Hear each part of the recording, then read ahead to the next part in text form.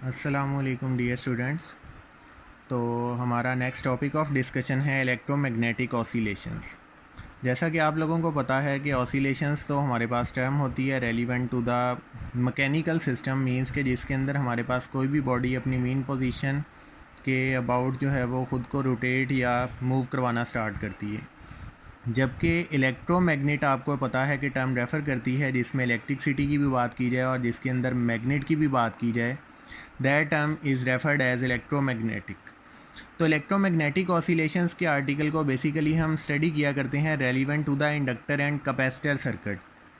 जैसा कि मैंने आपको पहले भी बता रखा है कि हमारे पास कैपेसिटर एक ऐसी डिवाइस है जो एनर्जी को स्टोर करती है किसी भी इलेक्ट्रिक फील्ड के अंदर, जबकि इंडक्टर एक ऐसी डिवाइस है जो एनर्जी को स्टोर करती है मैग्नेटिक फील्ड के अंदर। तो अगर इलेक्ट्रिक फील्ड और मैग्नेटिक फील्ड को कंबाइन करके एक इलेक्ट्रोमैग्नेटिक सर्किट डेवलप किया जाए, जिसको हम एलसी सर्किट का नेम दे रहे हैं, तो उस सर्किट के अंदर हमारे पास एनर्जी जो है वो ऑसिलेट करती है between electric field and magnetic field, that is known as electromagnetic oscillations और एलसी ऑसिलेशंस। और ऐसे सर्किट्स को हम नेम दिया करते हैं एलसी सर्किट्स। अब ये जो एलसी सर्किट है बेटा, ये हमारे पास कॉमन सर्किट से थोड़ा सा डिफरेंट है। जैसा कि हमने इससे प्रीवियसली कुछ सर्किट स्टडी किए जो कि एलआर सर्किट या आरसी सर्किट हुआ करता है। हमने एलआर सर्किट के अंदर देखा कि करंट जो है वो स्टार्ट में रैपिडली चेंज हो रहा होता है और ऐसा ऐसा ग्रेजुअली उसकी वैल्यू चेंज होने की कम होती जाती है और एक टाइम ऐसा आता है कि सर्किट में एक स्टेडी करंट डेवलप हो जाता है। उसके बाद सर्टेनली करंट चेंज नहीं होता। इस चीज़ को आप इस तरह से भी अंडरस्टैंड कर सकते हैं कि स्टार्ट में हमारे पास इंडक्टर ज़्यादा रेजिस्टेंस ऑफर करता है और टाइम के साथ साथ रेजिस्टेंस की वैल्यू कम होती जाती है, जिसकी वजह से एक स्टेडी करंट डेवलप हो जाता है।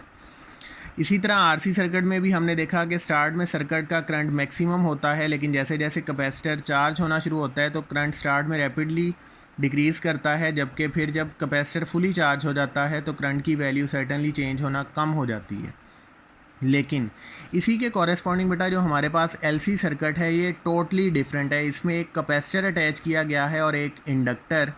जब तक ये स्विच ओपन रहेगा हमारे पास कैपेसिटर डिस्चार्ज नहीं होगा। इट मीन्स कि इंडक्टर के कॉरेस्पॉन्डिंग कोई भी करंट फ्लो नहीं होगा, ना ही कोई इंड्यूस्ड मैग्नेटिक फील्ड जनरेट होगी। लेकिन ये सर्किट हमारे पास बहुत ज़्यादा रिजेंबलेंस रखता है मैकेनिकल सिस्टम्स के साथ।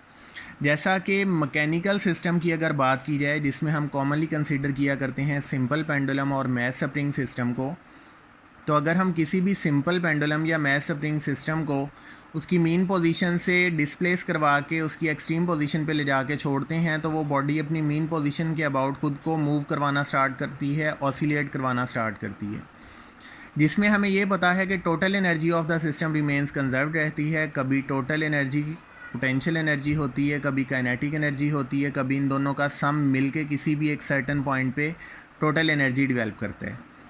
जैसे हमारे पास जो एक्सट्रीम पोजीशन होती है किसी भी मैथ स्प्रिंग सिस्टम या सिंपल पेंडुलम की, वहाँ पे पोटेंशियल एनर्जी मैक्सिमम और काइनेटिक एनर्जी ज़ीरो होती है। लेकिन जैसे ही बॉडी एक्सट्रीम पोजीशन से टुवर्ड्स मीन पोजीशन चलना शुरू करती है तो काइनेटिक एनर्जी इंक्रीज़ होती है, पोटेंशियल एनर्जी डिक्रीज़ होती है और मीन पोजीशन पे पहुंच के पोटेंशियल एनर्जी ज़ीरो जबकि काइनेटिक एनर्जी मैक्सिमम हो जाती है।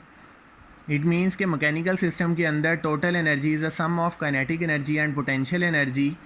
सेम इसी तरह अगर हम एलसी सर्किट को देखें तो एलसी सर्किट की जो total energy of the system होती है बेटा, दैट इज़ रिमेन्स कांस्टेंट।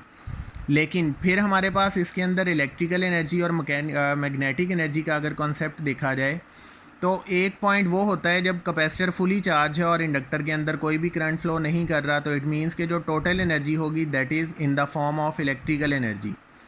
लेकिन जैसे ही सर्किट के अंदर करंट फ्लो करना शुरू करता है, जब हम स्विच को क्लोज़ करते हैं तो सारी energy magnetic energy of the inductor में कन्वर्ट हो जाती है और electrical energy of the capacitor zero हो जाती है। लेकिन अगर हम इन दोनों के किसी भी सेंट्रल पॉइंट की बात कर लें तो सेंट्रल पॉइंट पे हमारे पास जो टोटल एनर्जी होगी that is the sum of electrical energy and magnetic energy.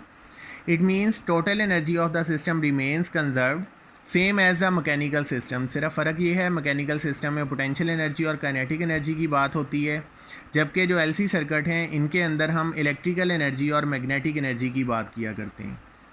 तो अब हम देखते हैं कि हमारे पास किसी भी एलसी सर्किट के corresponding electrical energy magnetic energy में और मैग्नेटिक एनर्जी इलेक्ट्रिकल एनर्जी में कैसे कन्वर्ट होती है और टोटल सिस्टम हमारे पास कैसे ख़ुद को कंजर्व रखता है।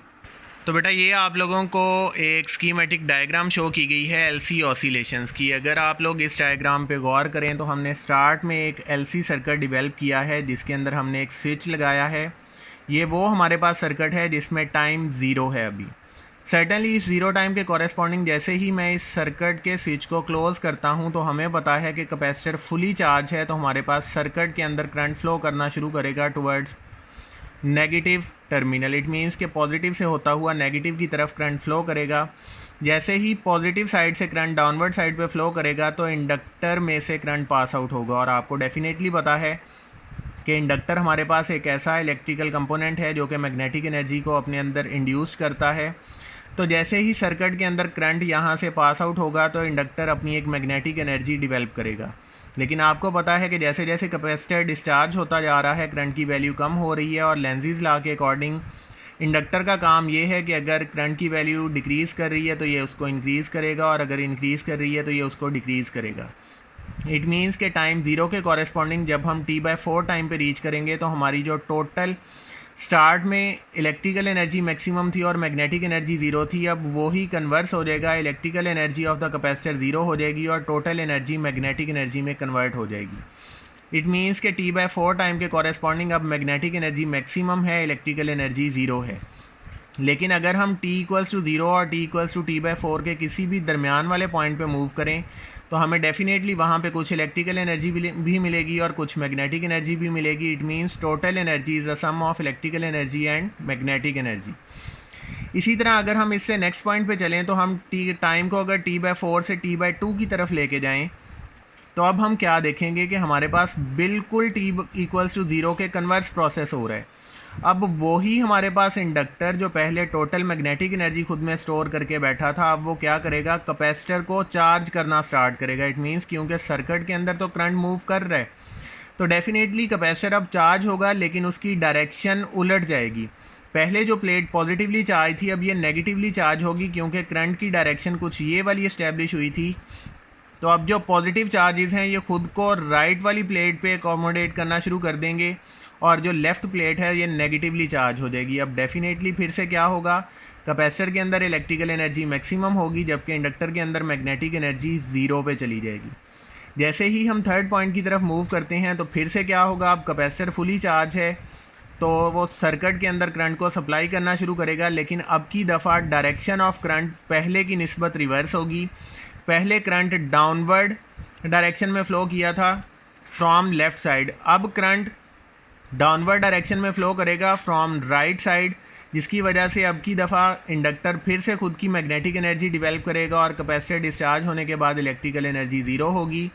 और जैसे ही हम टाइम 3T/4 से टुवर्ड्स T मूव करेंगे तो हमारे पास फिर से क्या होगा, इंडक्टर की मैग्नेटिक एनर्जी दोबारा से स्टोर होना शुरू होगी कैपेसिटर के अंदर एज आ इलेक्ट्रिकल एनर्जी, लेकिन अब की दफ़ा कैपेसिटर फिर से ऑपोजिट डायरेक्शन में चार्ज होगा और ये वाली प्लेट पॉजिटिवली चार्ज हो जाएगी और ये वाली प्लेट नेगेटिवली चार्ज। तो अगर आप लोग बेटा इस कंप्लीट सर्किट पे गौर करें तो हमारे पास ये तो वही पॉइंट फिर से मिल गया जहाँ से हमने चलना शुरू किया था। इट मीन्स कि हमें ये पूरी एलसी ऑसिलेशंस क्या बताती हैं, total energy of the system remains conserved, लेकिन जो एनर्जी है वो ऑसिलेट करती है between the inductor and the capacitor. Basically magnetic field और इलेक्ट्रिक फील्ड के दरमियान जो एनर्जी है वो खुद को ऑसिलेट करवाती है। That is all about the electromagnetic oscillations. Thank you.